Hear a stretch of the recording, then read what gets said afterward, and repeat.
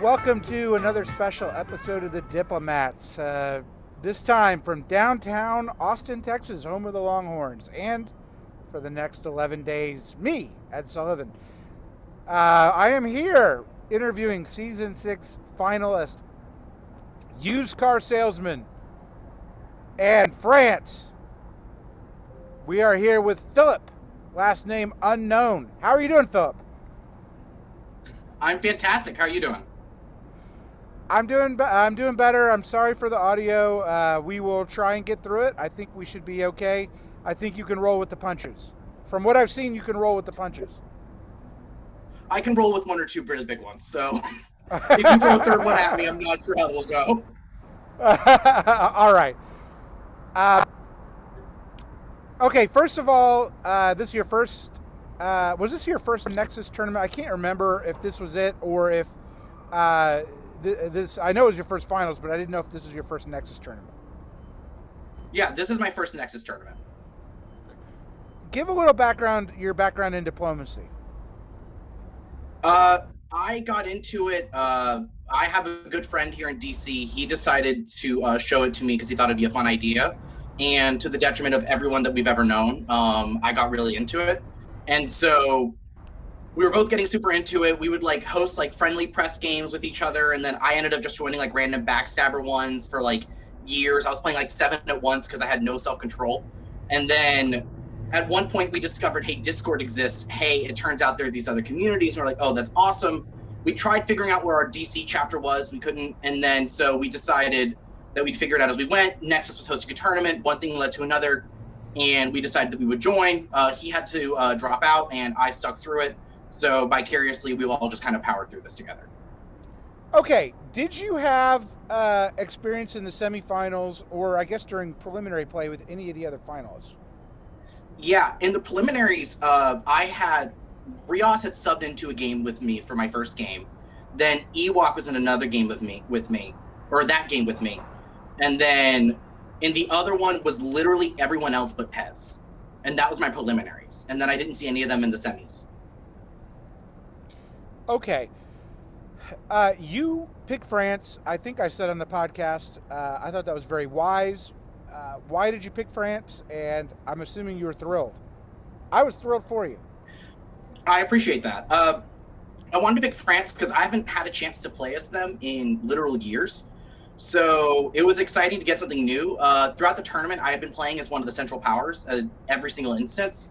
So I wanted to try something new and have a different experience. And I thought that being France would be a lot of fun, and it was. So I don't know if you heard one of my podcasts, right? Not knowing anything about you, I was like, he reminds me a lot of me because I used to live in DC and I used to be involved in politics. And I think I said you reminded me of me. And I don't know if you heard the Riaz interview, and that only confirmed that. But you don't have to say who you work for or whatever. But was I right? Are you somehow involved in politics? No matter you don't have to get into specifics, but just the general concept. No, it's fine. I will tell you that whenever you were doing that briefing, I was watching that podcast you guys were doing. I was watching it on my living room TV at my sister's house, and they were hearing your commentary about me, and everyone was having a hoot. Because you were very spot on. I do work. I'm a contractor in the federal government. Politics is my first love, and so this was a natural fit. And that's been actually one of my favorite things about diplomacy is that by the nature of who I was exposed to and with, I thought that it was going to be a bunch of people who were also into politics or international affairs and stuff like that. It's so a bunch of software engineers. It's not even... what the hell? Stepping on my turf. I did degrees for this. No, which is hilarious now too, because I actually minored in my degree. My minor is diplomacy, which now has a very different feeling to me now. So. So life has been very interesting dealing with managing those kinds of emotions and how that's gone off. But overall, though, yeah, it's been a great time. And so the fact that you nailed me like that, I was like, damn it. So there was some contention on whether or not it was he knew you were in DC, so you were a subject of a debate or two on whether or not being in DC inherently implied that you also worked in politics. Well, in DC, I cared about, all I did was politics, right? I worked on the Hill. It's all I could think about. I ate, slept, and drank politics for years until I got sick of it and wanted to go back to my home state where we have parking. Oh But my God. part of it never got out of my blood, right? And No, so that's so true. I could spot it. Where what I mean, obviously, what did you do when you were on the Hill? Like, because I was I mean, I was an I, intern on the Hill for a hot minute, but my roommate's like lives and dies by it. I worked directly for a House leader as a legislative analyst, so I used to analyze legislation all the time, write to other congressmen. Nothing but like normal introductory grunt work for those who make it beyond the intern stage. And worked, 80, 90 hours a week for $18,000 a year, and I loved it. That literally, my roommate has gone through the same thing. His member decided not to seek re-election, and so he was also a legislative analyst, and so he was in a situation where he has since found a new job off the Hill, and he's like, I miss it. It was incredible, but wow, is it nice to actually earn a paycheck? Like, I really hope that more people get a chance to learn more about how the Hill does not pay anybody anything. Like, I think that the starting salary for like a staff assistant on the Hill is like $29,000 a year, maybe if you're lucky. Yeah. So you All you right. have to live with some really interesting. Oh yeah, sorry. I guess we're I here for did. something else. I started this, and I'm sure people are fascinated, but we Yeah, as shall you're move on. aggressively skipping the fast forward button. We will move on. Okay, so I don't know. Have you had a chance to listen to either Dave's interview or Riaz's interview? I have. So Dave said he wanted to do an EF. He showed you as much love as he could, and he also says you out and out lied to him about your moves in spring 1901. True or false, or somewhere in between? That is fake news. I had so I walked into the game like the reason I wanted to play as France. Like this is like probably not fair of me to just say, but I really wanted to open up with the whole hog, like breasted channel, Picardy, and Burgundy, and I just wanted to go all in. I was really excited to do that because I was like everybody else is kind of boring. They do the same things. I want to do something fun and interesting. And so I got really excited to do this. I was like, okay, we've got Ewok in Russia. We've got Dave. I don't know Dave well enough, but we'll figure this out. We'll like see if we can do something with this. And when I opened up and I pitched this idea, Dave was hesitant about the idea of going all in against England, and Russia wasn't willing to open north. Which, as you guys have said in the commentary, I should now be wiser. Ewok doesn't like going north, but I was like, come on, let's do this. Let's figure this out. And so in the meantime, Dave was being a bit more conservative from the start. And I, as a player, my gut instinct is just like, much like my personality, is just this honest, forceful, 100% charge into something. And so Dave was being a little hesitant, which like gave me some downtime to be chatting with Riaz. And we really hit it off. And I was like, this is fun. He's fun to talk to. So I was kind of getting put off to the idea of opening full throttle north while Dave was trying to come around to it. And eventually he came around to it as I came off of it. And so I decided that I want to try to figure something out. But I was always going to open up into Burgundy because I think as France, that as aggressive hindsight, like Burgundy's your soft spot. So if you screw up losing that position, it's game over for France, I think. Right. So I knew I was going to open up to Burgundy regardless. The question was how aggressive I was going to be against England. So Germany and I was telling Germany, I'm like, all right, and then I'm going to open up to Burgundy. And he went, I don't like that. And I went, well, why? Like, where I come from with the people I play with, France opening to Burgundy is kind of like it's almost assumed, which is a little foolish of me to assume that it was assumed everywhere else and it's okay with everyone else. So it turned did that hesitancy cause you to make the supported move? Yes. So when he was not happy about me going to Burgundy, I was like, well, I'd rather a unit move, and Paris can either move to Picardy or Burgundy, and Picardy is boring, so Burgundy it is. So one thing led to another, and I decided to do a supportive move. It wasn't inherently meant in a hostile way against Dave or inherently pro Riaz. I told Riaz I was going to do it. I also even tried pitching to Riaz the idea of like being like, hey, what if I opened up whole hog? Like, what are your thoughts? And he was like, I don't love that. And I was like, I guess that makes sense. So all that being said, like I ended up like I knew I wanted to be in Burgundy, and then like one thing led to another, and it caused a point of contention, which you then see followed up in Follow One with the bounce in Belgium, where I was hoping to be able to kind of like straddle between England and Germany a little bit longer. Because my thinking was I was really hitting off with Riaz, and I knew he was a charming guy, so I figured that obviously Germany must be getting the same attention. And Germany told me retrospectively that actually they weren't, and that they actually weren't getting along super well at the start. So I was like, well, shit, if only I knew that walking in. And so instead, I was assuming that, like, so it's good to know that right up until the stab, that I had assumed that Riaz and Germany were getting along, but not inherently in like a bros way, like I thought they were. So Yeah, I mean, and also they may have known each other from face to face, and paranoia could have set in. Your dealings with Italy, right? Like in many ways, that relationship dominated the outcome of the game. But I assume you probably thought, I think it was right, that look, the East was going to have a lot of problems. I bet you Max did not want to mess with you right away. yeah, so Max and I, we had a very interesting conversation right from the get-go, which kind of set an uncomfortable tone. Like I'm a jokey kind of guy, and like so I gravitate naturally towards people who I think are going to be more fun. And like I had a moment with him where we were bantering. We were like, yeah, like like the casual, like the standard like DMZs. We don't want to hate each other. And I was like, yeah, because the best France openings are against Italy, and he took that very personally. And so I spent like a solid hour having to walk back, being like, no, this was a joke. I'm so sorry. This isn't what I meant. Like, you understand. I'm so sorry. And I was like, all right, well, I'm not going to joke with him. So as long as he doesn't open to Piedmont, I'm going to consider that a success. He's of Russian ancestry. They don't joke. They just kill. Yeah, like, I mean, yeah, but you never judge a book by their cover. He's lived in New York for so long, and that stays a joke. So. Yeah. Okay, so you do this, and Dave basically told me in the interview you were dead to him in spring 1901.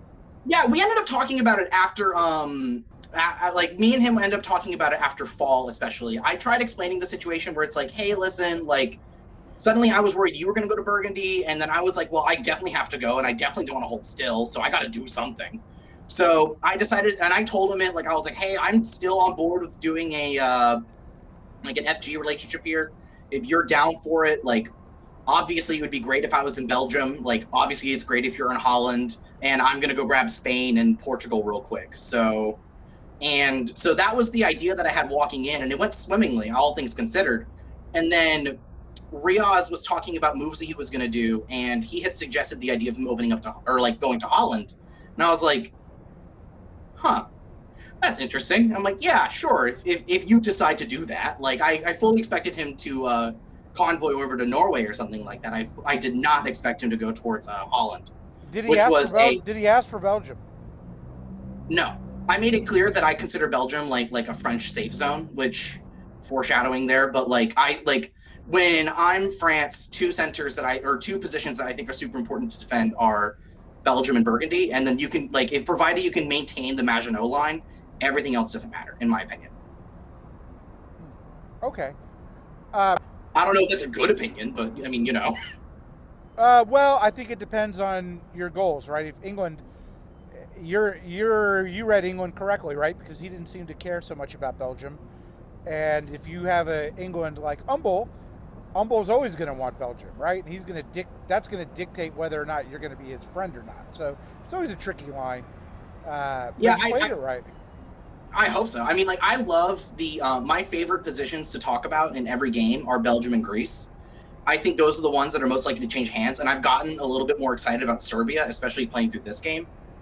And so, but like, I love seeing, like, I love calling them like pivot points. I don't know if that's the right answer, but I think that whoever controls those positions gains a lot more momentum in the respective fields. And so for me, I was like, I wanted to have at least some control of the conversation, especially through Belgium. And I wasn't interested in seeing another person in there. Did you know And Dave so, was going to move to Belgium, or did you think there might be a chance at 3 builds for you? no, I thought I would get 3. So it was really disappointing for me because like I thought I had used car salesman my way into Belgium, where it's like, hey man, like I really want to figure this out. Like you give me 3 builds, and that gives me maximum flexibility, so I can figure this out as we go. And so he Did you didn't. tell him? Did you tell him England was moving to Holland? No, because I didn't believe that he actually would. Like, I was like, why would England move to Holland? Like, that's crazy. So, so that is a new move for me to see. So, watching it, I was like, huh. Like, there was a lot learned there, and it was very appreciated to see it happen. But I also kind of consider that England, like, I explained this journey later, that for me, that was kind of the English Hail Mary. Like, so in the context of '01, with my relations, me and Dave we haven't been able to get on the same page. Meanwhile, Riaz and I are really hitting it off, and like Hawaiian shirts, dogs, like you name it. Like we both loved the chatter, and it was a great time. And I was like, this is fun. I'm having fun chatting with this person, plotting whatever. We'll figure this out, and then like also just getting to know each other as people. It was a really wonderful experience, and I love doing that as a player. Like my first instinct is to be like, hi, hello. I don't care about the moves on the board. Like who are you, what is your like what's your backstory, what's your life story, because at the end of the day, like one of my favorite things about diplomacy is all the people you get to meet along the way. So like getting to know people, I think, is really important, and the fact that I couldn't hit it off with Dave like that sooner is a disappointment to me. I'm telling you, it's like talking to a person 20 years younger and better looking. So, uh, And that's it's the nice for same you to reason I say, like but to this is play. I would say, but this is not the lighting that it's all the Well, lighting, one please. day one day you might look like me. That's scary. Okay, We can so only you dream. did this, and at this point, you have a choice to make, right? I mean, because England's vulnerable with only 1 build, uh, but you liked Riaz. You were in on the EF, and I'm hearing you. That's what you intended to do. Yeah, I thought it'd be a good time. Did you trick Dave? Dave said that you told him you were building 2 fleets, I did. and and I did. because Fleet Berlin in that situation is not a useful build. I felt real bad. Like, so you have to know that me as a player, I don't love lying, and so there is nothing that'll eat at my gut more. I And think you like it a so little more than you're letting on. no, you would really be surprised. So in this, I tell myself I'm allowed 1 good lie in each game, and stab's not included. That's a conversation for later. And so, uh, that being said, I gave myself the Berlin one because I was like, Army Munich, I completely slow down, and that's not going to be great for me. And so I need that sweet momentum. So I was like, a fleet in Berlin crushes Germany short term, or like long, like in the early game, it crushes Germany. And I was like, this is really important for me. So I decided to allow myself to do that. Um, and so I also was actually really proud of myself building the 2 armies, because what you don't know is that the entirety of the board was like, so when are you going against Riaz? So when are you going against Riaz? And I'm like, well, I don't know. So now that I have the 2 armies, it's like, well, I'm safe. And like, all right, yeah, sure. But now you need a fleet. It's like, oh no, I guess I need Belgium. So suddenly you have everybody on the board pressuring Dave, being like, try to get back together with him, give him Belgium. He needs the fleet. So I was very proud of the situation that I put myself in, where like diplomatically I was trying to the way I describe it is conquest by consent, where at the end of the day, the majority of the board is on board with you growing, and growing in ways that appeal to them. So the idea is that a 6 center France isn't scary, quite the opposite. It's desperately needed and welcomed. If that makes sense. It No, it could be a does. bad idea. Well, as you could hear from the podcast, I was in the minority. I firmly believe France is a naval power, but I understand if your goal is to go against Germany, you got to have armies, and you got 1 army in Spain, so it would be tough to get it there in time. Yeah, and so I definitely think that I agree with you that France is a maritime power, especially in this game. The issue that I run into that is that I feel as though that it makes France more vulnerable in the short term without getting that buffer zone built up yet. Because right now, the only centers that people are really going to peel off from me are my home centers. And so if I can make sure that those are safe, Because at this instance, right now, as a player, I'm thinking I'm not winning this game. My goal is to survive. So 2 armies sounds great to me. I'm not going to complain. Like, no one can crack that egg. So then I can focus on meddling with other people. Yeah, especially with the fleet build. So I get it. Now let's move on to O2. This is, uh, you know, advancing your position, getting Riaz to continue in Holland. Riaz talked about him really wanting you to build a fleet in Marseille since you were going to take Belgium, and felt like, based on information he got from Max, that you arranged a whole scenario to purposely not have to build a fleet in Marseille. Uh, yes and no. Uh, so it really comes together more in fall. I was a bit more proud of it then, because the other underlying thing here that I don't think other people have really talked about enough in the podcast is that there was a very clear England Austria relationship. And I know that England needs to have their friend on the continent. And I was like, I don't mind Austria being the mistress in this love affair, but I really want to get the situation set up straight or help bring me into the loop. And I wasn't getting the vibe that either of them really wanted me to jump in. So I was very concerned with Austrian growth and also with making sure that there was a strong Italy and also keeping Riaz in check early game. Because I wanted to remind him that it's like, hey, like, I'm your ally here, but also, like, I have needs. Like, so that being said, I was proud of this instance because for me, it was a win-win. Either I open up Marseille and I get to build my fleet there and no one can be upset with me, or also I'm in the situation here where I have Brest open and I have to build the fleet there, which allows me a lot of flexibility as a player. I mean, Riaz, like, when we spoke, I brought it up as early as spring, being like, hey, I'm looking at the map here, and it's entirely possible that I'm not going to be able to build a fleet in Brest. Are you comfortable with that? And he said, I'm absolutely comfortable with that. And so, like, I was like, hey, he's on board with it. Italy doesn't want me to build a fleet in Marseille. I don't know how England and Austria are doing. So making sure that I'm friendly with Italy while also at the same time flexible enough to keep England in check if I get uncomfortable in a year or so. Like, it was an appealing option. And I was aware that it was something that I could do while doing it, but it wasn't inherently a priority. So, if you heard Riaz's interview, and I love Riaz, and I've played with him before many times. All humans, including myself, including Riaz, including you, we all have a wonderful power of viewing ourselves maybe in a better light than objectively we are. I heard Riaz sort of describe, I'm a 50-50 player, I'm a total team player, I don't mind if my partner's ahead for a while, we're on the team. But he sort of described you as what I would label a 60-40 negotiator or a 55-45 negotiator, which is you're going to negotiate, but you're always going to want the edge. Did you feel that that's how you were negotiating? No, mainly because, like, well, I did listen to that comment from Riaz, and I didn't think that was made in a fair light because a lot of the moves that we made were collaborative. And I was also very upfront with him where it's like, hey, I'm buttering up Italy. Like, I'm being nice to him. Like, I'm honest with this guy. Like, when I end up eventually moving against him, I actually sent him a message first being like, hey, I'm on your way. Like, I'm sorry. Like, and so I'm like, as a player, I shoot to be honest. I definitely walk into a negotiation with a preference. I mean, who doesn't? But part of that to me is that it's a negotiation. And if what you are providing for an option is good, I'll of course take it. But if it's stuff that I don't think is inherently in my best interest long term, then I'm not going to lie to you and say I'm interested. I'm going to tell you I don't like that. Let's see if we can find something better.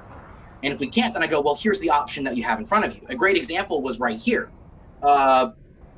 Italy was getting pressure from Austria to try to arrange a bounce with me in Piedmont. And I wasn't interested. So the bounce in the Western Mediterranean actually came up because of this, where I was telling Italy, I was like, I do not want to bounce you in Piedmont. You're more than welcome to go there. It's going to make me a little upset, but it really doesn't matter to me because there's not much you can do there. So I have no intention to bounce you here. If you're worried about me enough, I guess we can bounce in West. I don't want to, but we can. And so he went, great, let's bounce in West and maybe Piedmont. And I went, no. So he went to Piedmont and we bounced in West. And Rios took it personally, which is fine. Yeah, well, I mean, the other thing to remember, right, is it's a game of mutual interest. And the best negotiators try and figure out how to get everybody a win-win, but ultimately you're playing a game and you have to play your country to the best of your ability. So I don't think there's inherently wrong with. In fact, I sort of admire what you're saying, right? Which is you've put a. It's sort of like you've told the rest of the story about how that bounce got arranged in Western Med, and you know why this came to be. Yeah, I appreciate that. Like, especially from a player like yourself. I mean, because for me, like a genuine thing, like a peeve of mine that I have is that I don't love lying in diplomacy. I think it's a little counterproductive because if you spend like 30 minutes of, I don't know what to do with him. He's walking away. Like if you spend like, okay, I wasn't sure. I was like, I don't know if he's coming back. No. I had to get my next cigar. Go ahead. Oh, that's smart. See, I came with 2 beers, so one of us came prepared, the other one didn't. So, no, like in instances like this where, like to me, I think it's a waste of time to pretend that I'm interested in bouncing in Piedmont. Like, and I mean, like to be fair, Max and I ended up chatting about it at one point. And I don't want to say that he used the word arrogant. I don't think that that's right, but I definitely understand. Like, it was good to hear how it comes off as combative and less supportive when the issue is that it's not really coming from like the sense of like cockiness or anything, or like a desire to be abrasive or combative. It's more of an interest in being like, if our goal is to find consensus and I'm telling you this isn't what I'm interested in, if your goal is to move there and to appease Austria, then that's fine, but there's nothing that you're really going to get from me going there. Does that make sense? Yeah, it does. Address the other sort of thing we heard from Riaz, which, by the way, is totally legitimate, totally within the rules, and not even a problem. You're really building a lot of hype to this question. Well, I didn't want you to be offended by it, which is the idea that maybe you kind of tentatively work on a plan, but then 30 minutes or an hour before deadline, here comes all the new stuff. Was that a deliberate negotiating strategy, or is that sort of blown out of proportion by Riaz? Absolutely not. I want to say, like, I didn't go back to check for this pre this interview, but I want to say that I did end up sending him, like letting him know that it's like I'm a little bit of a, like, my gut instinct as a parent, as a player, is a little bit of paranoia, and I've worked very hard in Nexus to try to fix that, because I actually really loved watching DBN shows of like the Liberty Cup and stuff like that, where they're like marathoning games, and like they would be like, oh, let's look at this game's moves and this game's moves and this game's moves. And it was great to see as like a new player trying to get a better idea of things, that one of the things I noticed the most is that players who just trust each other naturally grow faster and stronger. And so it turns the chances of a 1 in 7 to like a 50-50. So Riaz and I had agreed that we like to like banter things back and forth. But another thing that I do end up doing is that I do try to get to know the other players on the board and figure out if there's room to maneuver where I can kind of make everybody happy. I'm a little bit of a people pleaser like that. So sometimes there'd be instances where, like, coming up to the deadline, it's like, hey, I sandboxed this other thing and I like it better. Or instead, I'd be like, well, Italy really wants me to do this and will consider me going to Spain in active war, which is true and infuriated me. And so, like, it was hard to try to find that balance to where I was both ensuring that I was not making more enemies than I needed and trying to see the flexibility of options on the board.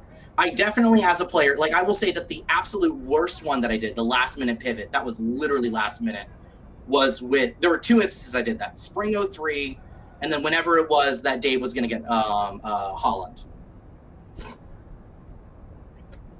And that's like way back, like way in the future, which I can embarrass myself about later. But in this instance, Italy did get into my head right good, where I obviously saw that I could move against England here, and I could not figure out for the life of me the situation between Austria and England. And I kept poking and prodding.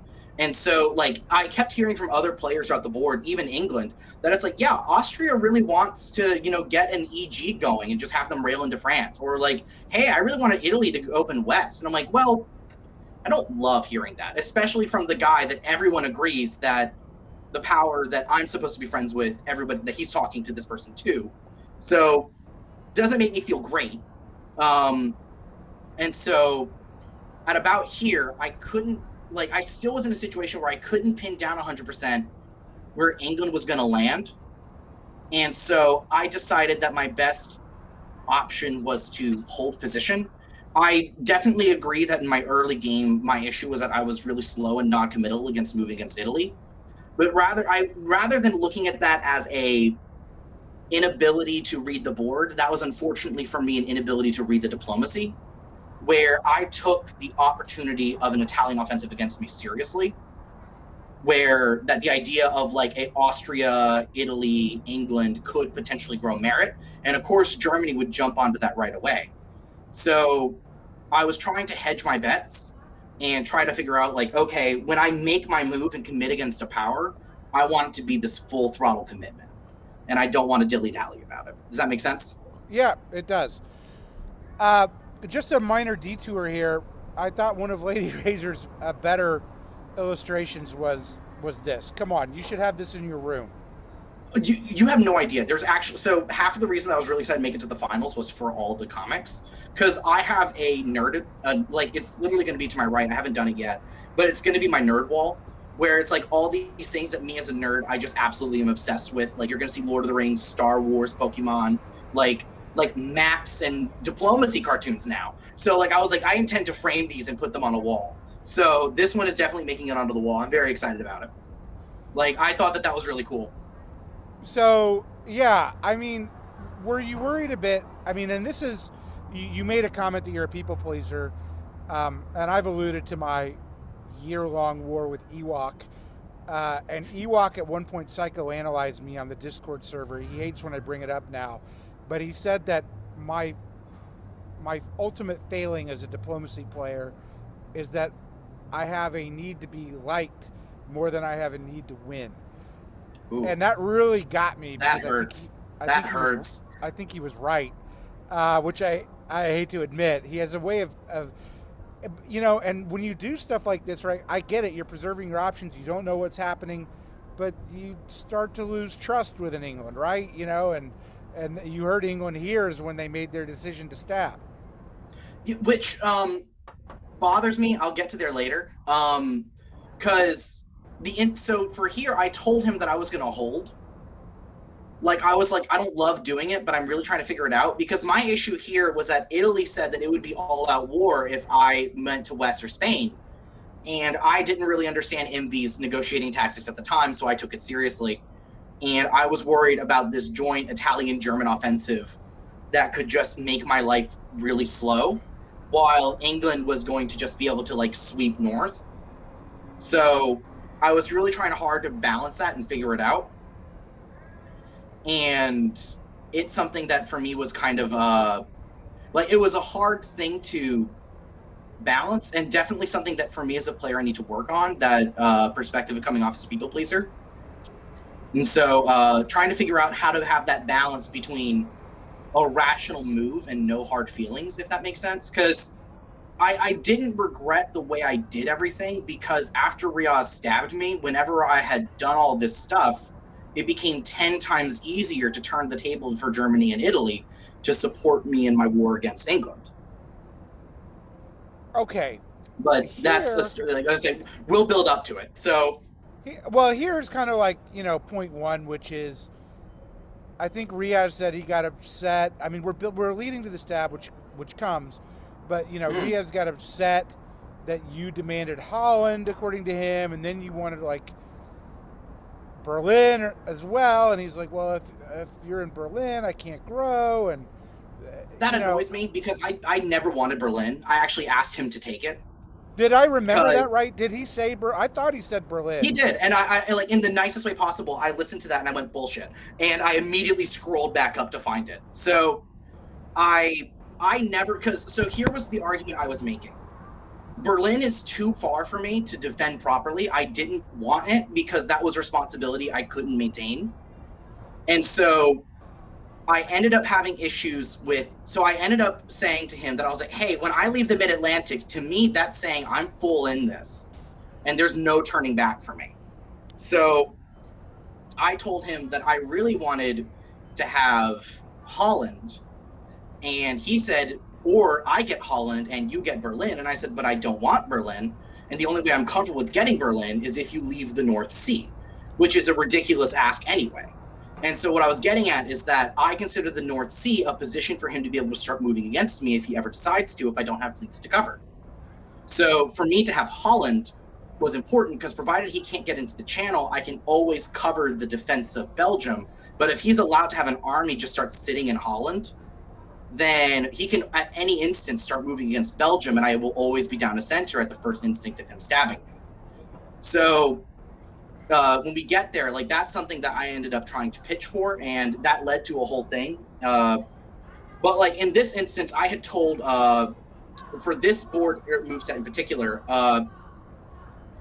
I thought that it was really interesting to me that Rios was saying I get the credit for getting Austria to support me into Munich because he had done that. Where I had told Austria I was interested in doing it, he said no. I went to England and I was like, Austria's not interested in it. 20 minutes later, Austria suddenly is on board with it. So, and I was like, and that for me was like the solidification of like, there's that EA relationship. And I'm like, please just let me in. As France, I just want to be in it. Like, I just would rather there be all three of us chatting together than anything else. And so throughout this, I had gotten him to do the support into Venice because I figured that we would both appreciate Venice being open more so than Venice being able to build. The moves in Greece didn't work out for what I thought would be ideal, but obviously that makes sense. But I got Munich and I was pleased with that answer. Kiel was lost. Holland was still an option for us to take later. Like for me, I was like, things are going great. Like I was like, I'm getting into the EFA. Like I've got England on side. We're all working together really well. Like we're having fun. You've got a fairly weak Italy with a nice set of open centers. Yeah, I was excited. This was the spot that I thought was interesting because we eventually did have a little bit of an EFA discussion where Pez's demand was that he gets all of Italy, and I was like, well, no. So that led to this back and forth about the philosophy of whether or not someone should get anything they want. And so we ended up settling on the fact that we deal with it later. So so yeah, that was the moveset there.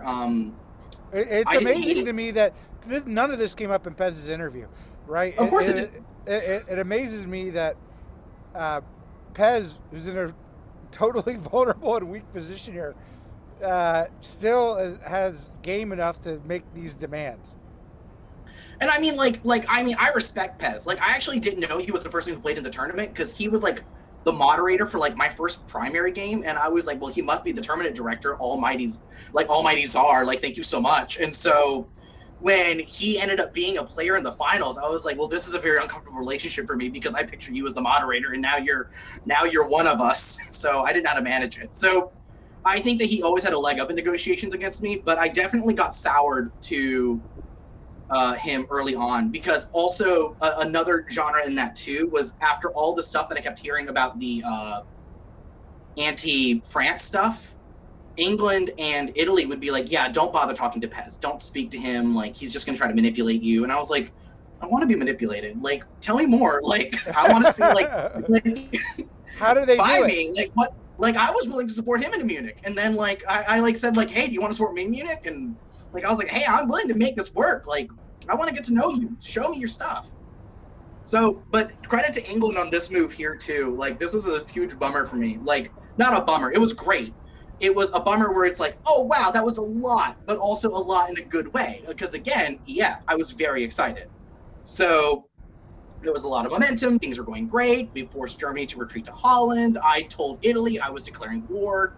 So I moved over into West. Like, things are going well. Like, I kept Mao because I was like, hey, like, we haven't settled on this Holland issue yet. And so I want to come back to it. But as early as winter 03, I told Riaz that I was concerned about the Holland North Sea relationship. And so he was like, he had at first said, "Oh, yeah, I'll leave the North Sea." And I went, he does not know what I mean. I marked that up to miscommunication, where I was like, I'll circle that back to that later. And I did not interpret it as deception, which post his interview I should have considered, of just Okay. agreeing to things and keep going. Yeah, but things are good here, and then they get not good. Yeah, like, I mean, this happens. I was a little bummed for obvious reasons. So the dynamics that went into this turn is that, so I am going to cite my source here, that I was interested in only Holland. I did not want Berlin. There was not a single part of me that wanted Berlin. It was too far away. I could not defend it. It would be an easy grab for Riaz in the long run. And I was like, it's better that we just have a stable border. Holland is in an awkward position, but the situation for me was not that. It was that my argument was that Holland is going to be an easier grab, but I'm long term going to face more resistance from Italy than you will face against Russia, especially in the Baltic Sea. So my argument was, if I go ahead and get a little bit of a leg up, in the long term, it will be immediately resolved by the time I can get enough units to defend myself at my home turf, where I'm comfortable with you having Holland. Because at this point, I had discussed keeping an army permanently deployed in Britain or in France. Like I was like talking about the idea of like the Holland Bill being an army in Paris, and like its entire role would be just pure defense, Uh, and that I mean, way I so would deter. Go ahead. this move set occurred like 6 weeks ago, but try and put us back in the brain of Philip when it adjudicates, and you see you have retreats, and you're like, "What?" And then you open up the map, and you're like, "What?"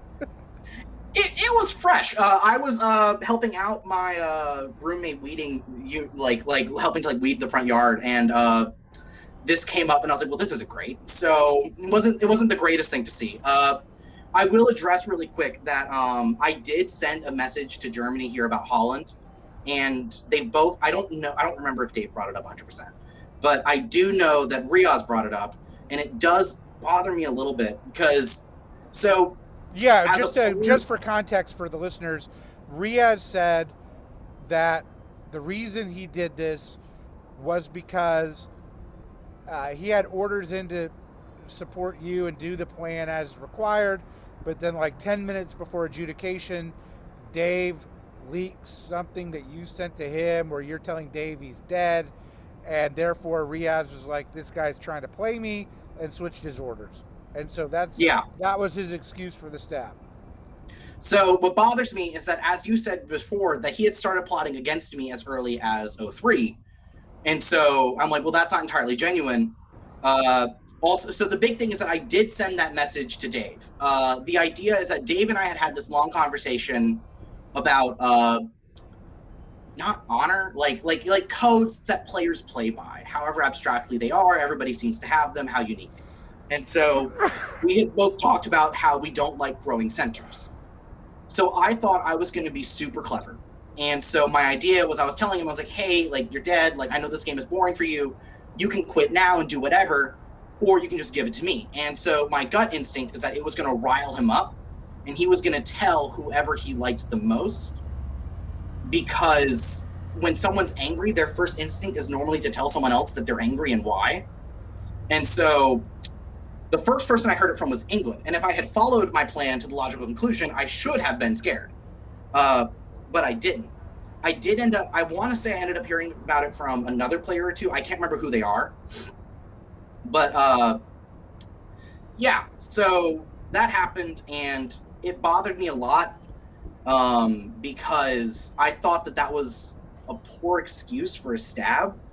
Because if I had gotten freaked out about every little detail that Germany had said, or that Italy had said, or that Russia had said, then I would have stabbed Riaz as early as spring '03, but I decided against it because I decided that I was here for the long haul. So it was unfortunate to me that he didn't have the same reciprocity on that one, but I digress. It's all good. Okay, so we have to talk about this because I mean, Riaz basically alleged, right, that you came to him in an emotional state, relied heavily on uh, friendships and bonds developed uh, outside of the game, commonality of interests to induce him to waive a build, and that even though you went silent, he said, in the last 30 minutes, and you were never silent the last 30 minutes, and he suspected, he still tried to reassure you. He said, I'm not hearing from you, but I'm going to waive this build. And he thought that maybe you could get back on track, and he was going to get you back into Berlin, and everything was going to be hunky dory. You heard that. I'd like you to respond to that and tell us your perspective. Yeah, when I did send Riaz this very long message. It must have taken me like an hour to draft it. And like I had put in like a Word document and then copied and pasted aggressively into the rest of it. And but I was looking back at that message today because obviously it came up. And so I realized though that like I had worded myself a little carefully because I didn't reference friendship at all. I referenced a loss of trust. And so I can see how that was misinterpreted. Because to me, I mean, I was definitely bummed because I was like, we were friends. We were going to do this until the end with each other. Like, because one thing that he had said prophetically, we had this quick slip of a conversation that I had the pleasure of rereading today, where I had mentioned to him that it was like this is about a lack of trust, and he disagreed, and that he was like, well, you could still get an honorable second place if you wanted to just work with me here. And I went, no, I really think that you just gave the game to Russia. And so, like, that was my hot take back in July, and I was very proud of myself for it. Not only now I am. So the big thing is that he didn't like the fact I retreated either. And so that was something that bothered me. But also way back in fall 03, wait, maybe it wasn't fall 03. It might have been spring 04. We had talked about the Holland issue. And that evening, like, I know that however someone decides to spend their personal time is still a debated thing, but for me, I consider personal time sacred. So for fall, in the time leading up to fall 04, I was hosting friends over for the evening. We were all watching Ted Lasso, which, by the way, everybody should watch. It's an incredible show. Just the first season. Oh, that's a lie. Have you watched the second season? A couple episodes in. It's a little. I don't like some of the tone changes, but go ahead. I agree. I agree with you. I'll tell you, they're getting better. Like I think that they were trying to figure out what they wanted to do, and the tone changes that they ended up committing to, I think, are really great. I love the show, but we had literally just discovered season 1 as a family, like, and so my entire household, we were like, okay, we're all gonna plan to sit down together and figure this out. And so Riaz had messaged me earlier that day, being like, I'd love for us to be able to chat about our moves tonight. And I was like, yeah, absolutely. And I was like, hey, listen, I have friends over. I don't want to leave you hanging. Here's my situation. And I laid out everything. And I looked at it, and I just explicitly didn't threaten him because I was like, listen, this theoretically could be the last move for me to move against you. Like, and I explained what the idea of the move would be. And then I immediately go, but I won't do that. And I went, this is the issue instead. I'm like, we're looking at this relationship. We have beaten Germany. This is the early game. We are now moving towards the mid game. If we're serious about an EF in the mid game, there are a couple things we need to address. Berlin, Holland, North Sea. So I was like, I don't want Berlin. I really want Holland. And I don't mind you being in the North Sea. And so he was like, but momentum. So he wanted Munich to go to Berlin.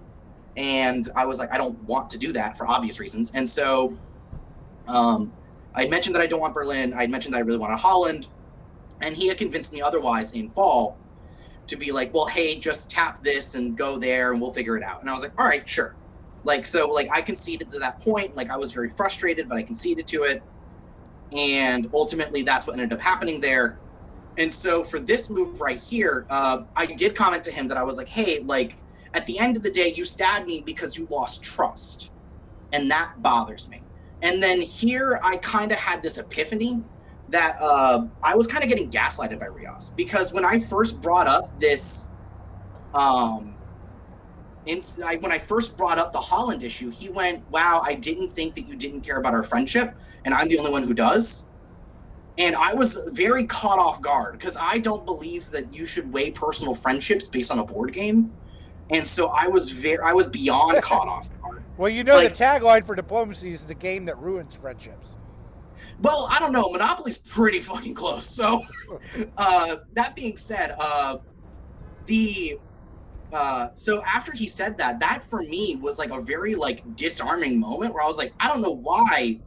Like I was like my brain was like that was my first sight of like in hindsight I should have known there was going to be a problem, and so I ended up making the retreats I did. And what you have to realize from here is that the entire game I have been getting, again, all of this love or this hope from Italy, Germany, and Russia that I would move against England. So now it was like the prodigal son coming home.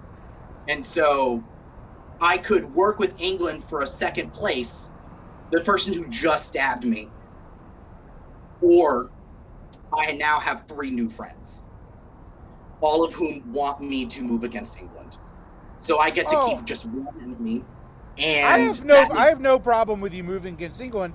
I actually think it's the right call. I think I would have stopped in 08 or so when the gains did not look realistic. Yeah, we'll get there. But specifically on this Liverpool thing, like I didn't expect him to actually waive the build. I thought that he just wanted me to make bad disbands. So I kept being like, yeah, when pigs fly, sure, and like give me Belgium while you're at it. And so the thing is, he never wanted me to have Belgium, and he kept saying no, like you're never getting Belgium, like Belgium's a no for me. I need Belgium to win. I was like, well, I need Belgium to survive, so pick and choose here, bud. So ultimately here he did end up waiving the build, which shocked me to my core, and I went, well, okay. That was the call that he made. Italy and Germany and Russia were jubilant, and so I turned around and kept going, because even here I asked so I think Riaz undersells how I was willing to get back on the EF.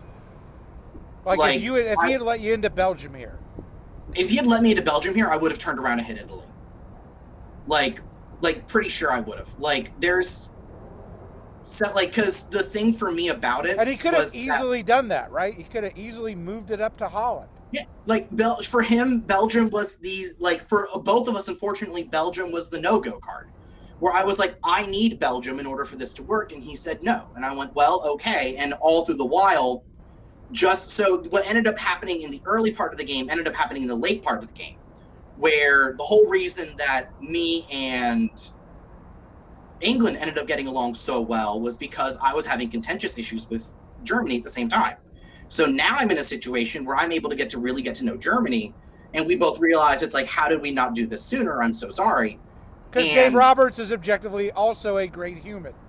I love that man. Like, he's incredible. He's welcome on my couch anytime, not my bed. So that being said, it was such an incredible, we both really enjoyed each other, and we both really respected each other's personal time. Like, I'd be like, hey, I'm going to go and hang out with my friends this evening. And he went, that sounds great. Have a good time.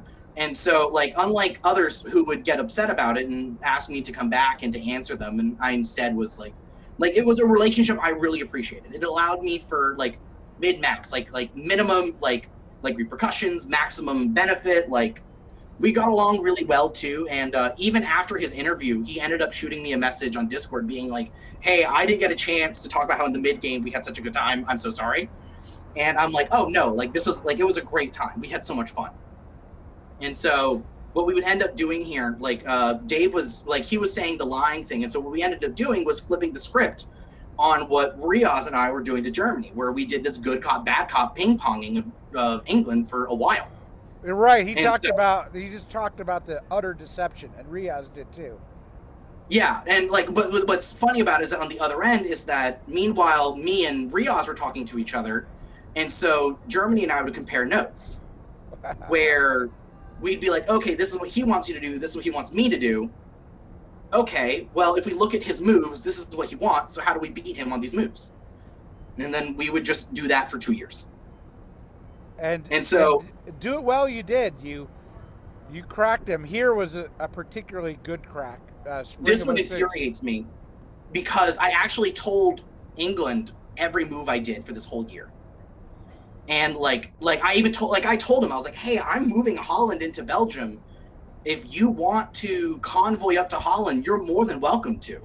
And if you want to discuss the EF from there, I'm happy to consider it.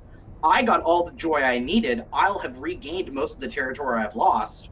but at the same time, like, you'll have kind of learned your lesson, which gives me a little bit of joy. And, Because and and there'll be relative parity. You're not a junior partner. Maybe you can get it together. yeah, like there was a lot there that I was like, I can make this work. Coming from a 9-5 relationship is very different from coming from like a 7-6. And Right. so, like, I was like, there's something here that we can work with. And he wasn't interested. And so, obviously, you see the moves that end up happening throughout the year. And that I end up getting away with Holland like fucking fiend. And it was really great. I should not have been able to keep it. Like, I just completely ignored the province. Correct. Because, again, I think it's dead weight. And you'll see at the late game that once I have Holland, I'm like, crap, well, now I have to hold on to this thing. And so, Yeah. keep. And like, that was always dependent on your relationship with Germany, right? Yeah. And that's such a tricky thing because in my mind Germany could not win, but Dave didn't get to be top seed for nothing. He's a competitor, and No, so yeah. he's got to be thinking about how to maximize his score, and you've got to be paranoid about that. So I let my guard down a lot. I think so. One thing that I've commented before to like in both other after action reports, and I guess it gets repetitive here, is that I went from being super paranoid to super gullible, where I allowed myself as a player to become more relaxed with my ally having a vulnerable position behind me. So throughout 07, I was getting really hot and bothered. Italy had moved into the Western Mediterranean, which like I didn't love. And so that ended up keeping me in this holding pattern in the mid-Atlantic because I couldn't place down whether or not they were going to go for it or not at some point. And so I ended up just kind of holding out there for a bit. And also I kept asking Germany, I was like, hey, where do you want to go? Italy just moved into the Western Mediterranean. So if you're interested in Venice, like, we can talk about it. I'll send a unit down there. Like, we can do something with it. And he was like, no, I don't really want to move against Italy. And I was like, all right, well, how about Warsaw? Like, it's over there. Like, Right. I can't help you, but it's there. And he was like, well, I don't want Warsaw either. I'm like, all right, well, you're not getting Holland, so what's next? So he was like, I really just want Denmark. I'm like, all right, well, you see how well I can help you with that one. So I'm going to keep ramming into England over here, and you and I can keep chatting about how our lives are going. And apparently he's into ping pong. So that being said, that ended up governing the relationship here for a hot minute. Yeah, so there it was. So I ended up, Riaz had an opening here, and I decided to go for it. I decided I had to kind of like trust Italy on this. I figured that he was more scared of losing Tunis than he was about the idea of gaining Spain. So from there, I think the key tactical question here is why didn't you move to Gascony? I know you're paranoid about Picardy, but had you done that, yeah, like if I had done that, my life would have been a lot easier. I didn't. I didn't expect to get into the North Atlantic. That's the other thing, is that I really didn't expect this move to work. It's 50-50. And I was always more paranoid about the idea of an army in Picardy than I was about any English fleet anywhere. So I shot over to that because I figured that I was like, he's just been railing into Quito for so long. Like, there's no way in hell he's going to keep doing this. And so I, like an idiot, thought that. I misjudged. And so that being said, like, that's a huge bummer for me, and I had to learn from that. But from here, I decided that my issue with Germany was that he needed more space because he was paranoid, and I was like, all right, well then I'll give you space. I will go to Gascony. So I went over to Gascony, allowing him to have some space, maybe potentially opening up a convoy. I don't know. I wanted to keep options open because I didn't think I would be able to outsmart Riaz, but I figured I could overwhelm his defenses where he could only defend so much. And then from there, it was just 50-50 on which one to be able to land in. So, like, in this instance, then he had to be worried. Like, he was like, well, he could do this, he could do that. So as long as I kept as many variables moving against him as possible, that would be how I was able to outdo him. Because at this point, I had realized that in order to win, I really needed to get to just 8. So as long as I could keep Germany on side and I could move against, and I could grab Liverpool and hold it, or that I could keep the East at 6-6-5, then that would be how I could potentially win this thing. Yeah. I mean, I think everyone on our podcast thought you were the odds-on favorite in at the end of '07. I think you make a slight issue here. You know, Gascony holding is Brave, and then Gascony, I believe, to Albania. Yeah. So Here, yeah, that was obviously not great. Um, the issue, so something that I believe is chronic for all players is that hubris is your greatest flaw in this game. And so for me, I think that my moments of hubris were could also be correlated with gullibility. When I believed that I had efficiently won and charmed Germany over, that even after I had backed out of the Holland thing, which really breaks my heart, like literally that entire day, I ended up being busy with like real life stuff and I couldn't talk to anybody that day. But every time I got a message from Germany, I was reacting immediately. I was like, I feel terrible. Like, I am so sorry. I should not have agreed to do this in the first place. This, like, because around here is definitely where I faced some burnout issues. Like, after we came back from this, like, 10-day long break, and also for August and September for my job, it just, like, it ramps up, like, considerably. So there was a lot of stuff going on where I was like, I really, like, the amount of time I could focus on this is not as much as I should. And that's, like, I and hope you should explain to people, right? Like, these podcasts seem to get a lot of listens while they're happening, but also as the next season begins, and the grind of a finals, particularly this one with so many breaks, it's just indescribable to no one who's gone through it. The stress I went through for the 1 month I played was just amazing. Yeah, like, so I thought I had looked at the previous commentaries and I had expected this to be a month. So I was like, okay, early June to like early to mid July, I can do this. Like, this is going to work really well for my schedule. Like, as a person who works in the federal government, August and September with the close of the federal fiscal year just gets crazy. And so by the fact that we were at August 1st and I was like, uh-oh. And so coming up to this and then also facing the burnout, I knew it was a bad recipe. And I had even counseled in Dave and Tanji, both of them were great, where I was just like, I'm facing a lot of burnout. This doesn't feel fun anymore. Like, this is just turning into like stress that's piling onto other things. Right? And when you have Yeah. those moments, and that's what's disappointing is it's like I don't love to be stressed about this game because I love this game so much. I loved having fun with it. Like, to me, it's fun to have a person that you're goofing around with at the beginning of the game, and then, like, for me, it wasn't fun, obviously, when I got stabbed and, like, Riaz was saying some stuff about me, but it was great to be able to find fun again through Germany and Italy and being able to keep the momentum going and to enjoy the game through that. And so, and, like, also, like, lest we forget, like, I consider myself lucky and fortunate that I had the chance to go head-to-head against Riaz with, like, tactics and stuff and not immediately collapse. Like, I thought that was fun. Like, I was like, how exciting. Like, I get to see what this veteran player, this tactician gets to do. Like, I thought that would be a fun time. And so I ended up deciding to go for it. And, but in this instance, like, the burnout had gotten to me. I was not paying enough attention as I should. I was thinking more about grabbing Liverpool than protecting what I already had. Again, hubris. I think that I was so confident that I could keep Dave on side, I didn't consider that he could change his mind.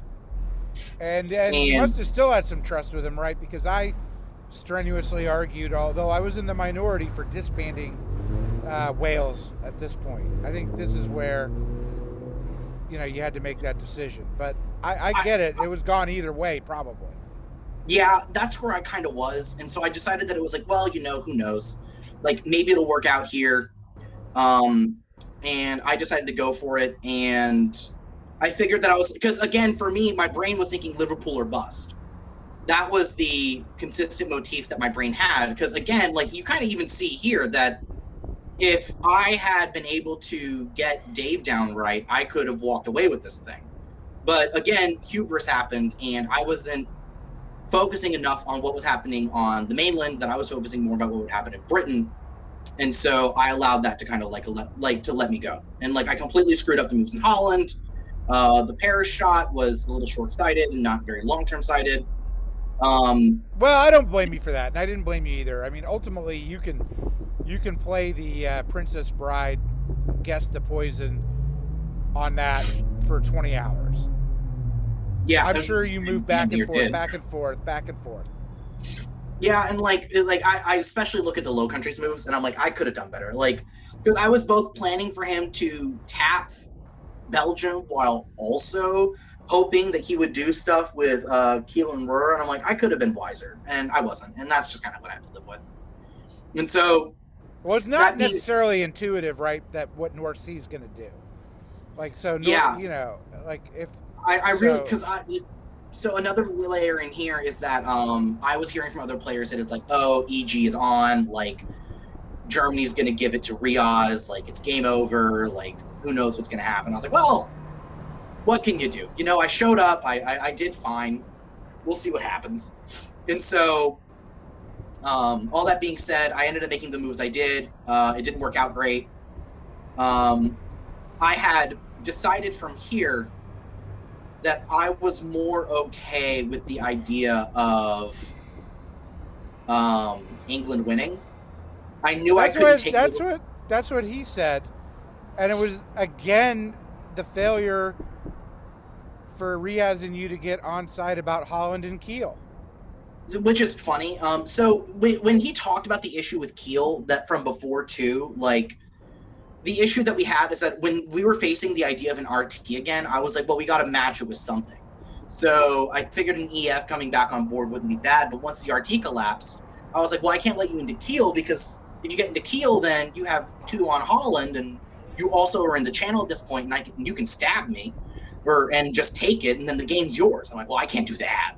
So and he was like, oh yeah, we'll get you Munich next time, and I'm like, well, no, I'd rather you do something different. And he wasn't agreeing, and so it just didn't work out. And I mean, a consistent criticism I had with Riaz, the perception that I had of him as a player is that he wanted a bitch, not a partner. And that was not something I really appreciated. And that was something that just kept coming up. That I would suggest hey, let's do something that's comparable. He goes, no, I want you to really hand me the win. And I go, well, no, I really don't want to just hand you the win. So thus there was conflict. It just seems so. I mean, no one knew what Germany would do for sure. No one knew Germany was going to lose Munich. But had Riaz just said, take Holland, great, take it in 09 and then, support me into Kiel, I think maybe what I'm reading is that would have worked. But his failure to just sort of agree to that in spring 1910 it caused his ultimate downfall. Yeah, so there's other variables playing into it here as well. I ended up telling him at the not at the last minute, but me and Dave were having a heart-to-heart about here-ish. So the last half hour, he was like, yeah, and then Phil just did X. It's because Dave and I were chatting, because I was like, I hated the idea of leaving this game on bad terms with him. So I wanted to make sure that we both understood where each other were coming from. I did kind of come at him with this aggressive tone, which I do kind of regret, where I was like, because the way I kind of looked at it was, I was like, your stab it didn't guarantee you'd win, it just ensured I lose. Which is true. I was like, and that was Umble's point. Umble's point is you did nothing to him to if Germany could not have won, but you heard Dave really believe, I think it was genuine, that he thought he had a chance of winning, a narrow chance, but he was going to take his chance. Yeah, he and I spent a lot of time talking about this this will to win, where it's part of this is that we are performing for an audience and we have to show that we're serious. So we ended up making the decisions that we did, and I didn't love it for obvious reasons, but I understood the rationale. I thought that it's hey, this is how he felt he had to react. This was his chance to win this thing, and I'm like, hey, who hasn't been there? He shot his shot, and I made the mistake of thinking that I had him in the bag, and that was the wrong way to approach that. My own hubris that I had to carry with me, and I don't mind that was the price I paid. Another lesson of I was too gullible and I was too trusting. What can you do? So you had the power right now to let Riaz win. You chose not to exercise that power. Tanj chose not to exercise it, and Dave. All three of you in your own way, but you ultimately you and Tanjian had the ultimate control, right? Because you could have each guaranteed Riaz to make 8. Yeah, there were a couple of reasons here why I ultimately decided that I wanted Ewok to win. Unfortunately, because it just hasn't come up strategically. This dark horse layer throughout the entire game was Ewok. I played with him in the preliminaries and we got along very well. Like to the point where like we were chatting like in between games where we like and I like as a person I genuinely enjoy him. I think that he's one of the smartest people in diplomacy and he wears how he plays on his sleeve. And like I mean like cuz example being like the soft stab against Kanji, it's like yeah, like that makes sense. That's what he does. Like that's how he chooses to play and I respect him because he's self-aware of that. And I also really enjoyed like he was the first person on the board to be like, well, you should probably watch out for Riaz. And I, like an idiot, doe-eyed, full of dreams, was like, no, I can control him. It'll be fine. And so, like, one thing led to another. And, like, so, like, the instance is that so many things turned out to be right. But also, there were two things that Riaz did that ultimately determined that it wasn't going to be, well, there were three other variables.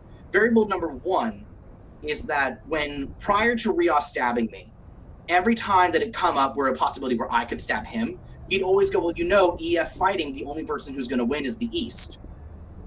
And so I kind of got a little bit of gratification knowing that that would happen, where it was like, well, you know, like you said, when EF fights, the only winner is the East. And well, that was a self-fulfilling prophecy because when I had the chance to stab you real good, I didn't. And then when you stabbed me fine, I guaranteed what would happen. And so there was that. Also, during the time that I was having this heart-to-heart with Dave, I was telling Riaz, I'm like, hey, work is super busy for me today, but I'm going to be on Discord right now, really focusing on making sure I end this game on good terms with Dave. And he took that very personally. Like, it was very fascinating. Where he was like, you don't want Dave to be happy. You don't want to end this game happy with Dave. You want to make sure that everybody's happy but me. And I was like, no, but now I do. And so I did kind of run into this instance where it was like the way that he approached at the end was that I was very vindictive against him, but I had insisted myriad of times. I'm like, I really don't hold grudges. This is a board game, guys. Like, is it fun for me to be like, oh, well, you know, the winner was the East? Like, yeah, that's great. Don't get me wrong, and it's nice to be able to have that come back at him. But at the end of the day, if he merited the win, I would have given it to him. But at the end of the like, truly. And also the ultimate coup de grace of it was that Dave and I discussed who we wanted to have win. Dave said he wanted Ewok to win, and so I was like, all right, yeah, sure, Ewok can win. So like I was happy with that end result. Because you could have, in addition to having Riaz win, you could have supported Piedmont to Marseille.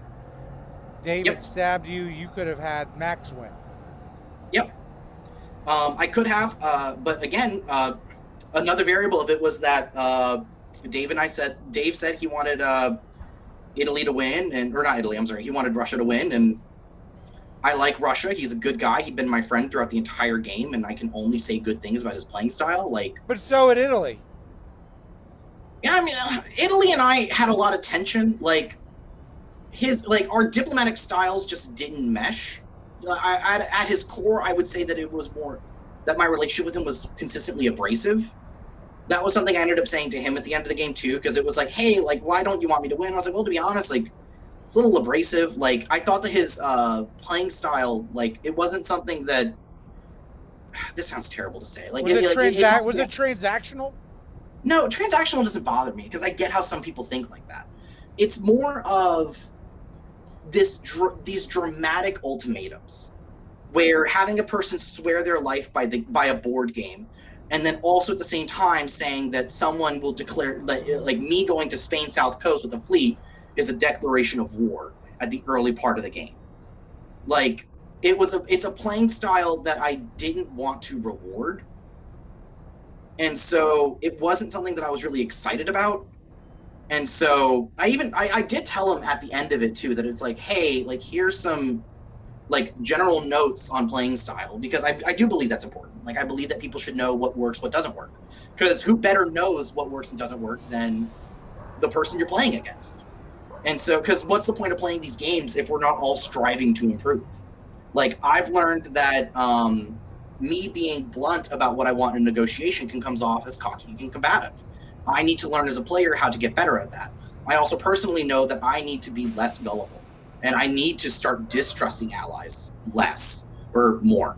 And so, how a person plays, I think, is also super important, if that makes sense. It does. So, yeah. So, like all that being said, like I really do like Max. Like he's an incredible person, and I really loved getting to know him throughout the game.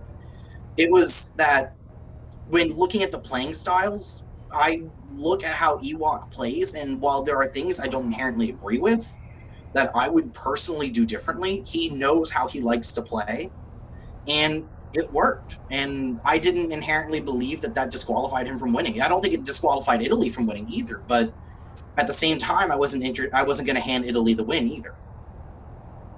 Right. Well, I mean, Italy helped Russia into Serbia, so he's got his own, you know, he And I'll can be blame honest with you, I himself. didn't even see that. Like, I was so focused on the West when people were like, "Oh yeah, Russians and Serbia." I was like, "Who let them in there? Who did this?" So, all right. Well, we're at the end of the game here. I feel like you've said what you want to say, and given the other side of the story. But is there anything else you want to address or talk about that maybe you didn't have a chance earlier to talk about? I don't think so. Like I mentioned at the end that I really loved like I didn't get a chance enough like functionally to talk about the Eastern powers enough. Like Tanjian is an incredible human being. Like I really loved. He was my sage throughout the entire thing. Like when I was facing burnout, he was the person I talked to. There was one evening he was facing burnout, and I like took a chunk of the evening just to make sure that like just like have like nonsense conversations where it's like, what's your favorite color? What's your favorite movie? Like, hey, which one do you think would win? Like iPhone or Android, cats versus dogs, and just like had fun conversations just to keep it light. Russia, I did get a chance to talk about them at the end there. I thought he was an incredible person. Italy's great, Germany's great, England's great, and like I'm excited to play with any of these players in another board. So, I believe that is the if anyone can make it to the finals, the stress is hard. It's a difficult game, but there is a shared experience that you have, especially with powers across the board. That I felt. I mean, to this day, I consider Ewok a friend. I consider Umble, strangely enough, a very good friend, and we had a war like no one ever had between the two of us. And I got to know a lot of the other players, and so I really appreciated those comments.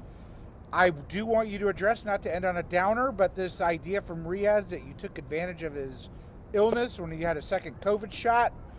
That's Uh, such bullshit. I'm sorry. Like, I did check back on that too because what happened is that that was the night of that we were all watching Ted Lasso, and I sent my long thing, and like I sent this like so my friends literally were upstairs and they were timing. They're like, you have 10 minutes to send this message, and then off I went. And so I went downstairs. I typed up this message, and I clicked send, and then he sent this list of things where like, and this was the first time of the gaslighting where he was like, oh well I didn't think that I was the only one who cared about our friendship, and that was for me very disarming.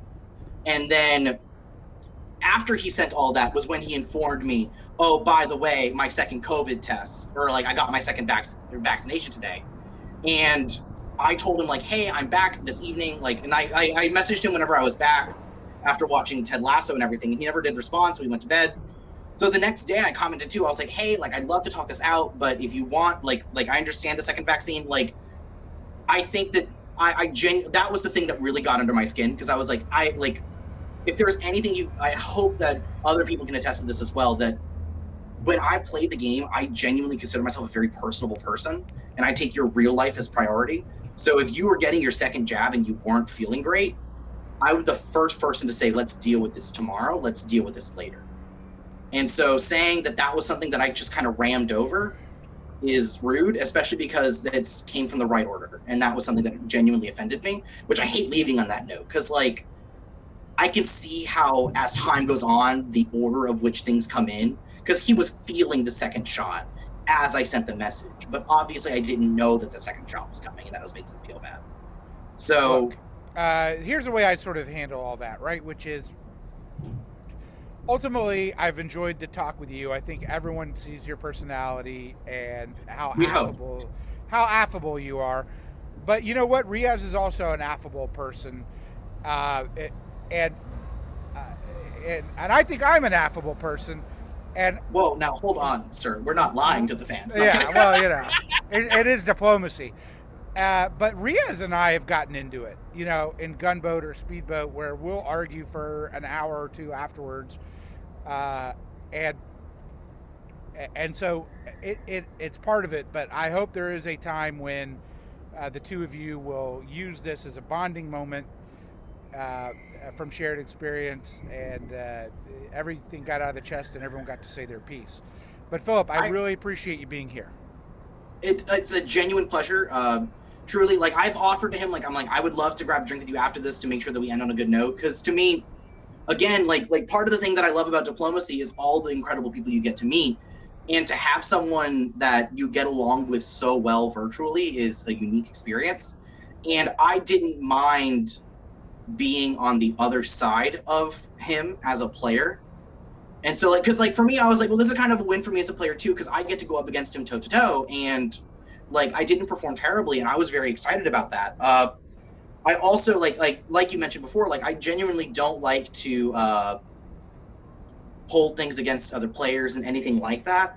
And so I really do hope that I get a chance to, like speak with him, and, like, we can get back on the same page of stuff, because I understand that miscommunication is the worst thing in the world, because everyone thinks that they're explaining it 100% right, but when you're writing something, it is like making sure that your personality and how you're articulating something comes through on the other end at the same level doesn't always work. Like there was one instance where Germany and I were talking about, especially the post stab, where there was a complete miscommunication on our parts, where he had brought up where he was, because he had brought up like once where it was like, oh, like I wouldn't like you to win because you moved against me, and he followed up with other things, and I was like, oh, he brought this up as an example and then kept going, and he was like, no, I really fixated on the first sentence here. It's like, well, and so I see how I missed that one, and so I should have paid more attention. But all this being said, like diplomacy is like it's in the name. Like it's all about the people that you get to interact with and how you get to interact with them, and it's a very small community. So ensuring that you're enjoying the company of those around you, like how can you not like otherwise, like why the hell would we spend 2 months doing this if we're not having a good time? And if you're not having a good time, then something's got to give. Like either stop playing or find a way to have some fun. Well, Philip, I think you said it well. The way David Hood would say, by the way, he would say it's the hood hog, not the whole hog. But as David Hood would say, the pieces playing the pieces on the board are more important than the actual pieces on the board.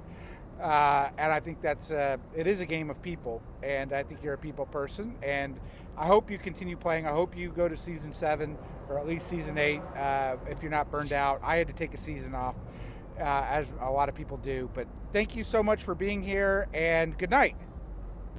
Such a pleasure. Enjoy Austin. Good luck out there. Thanks so much.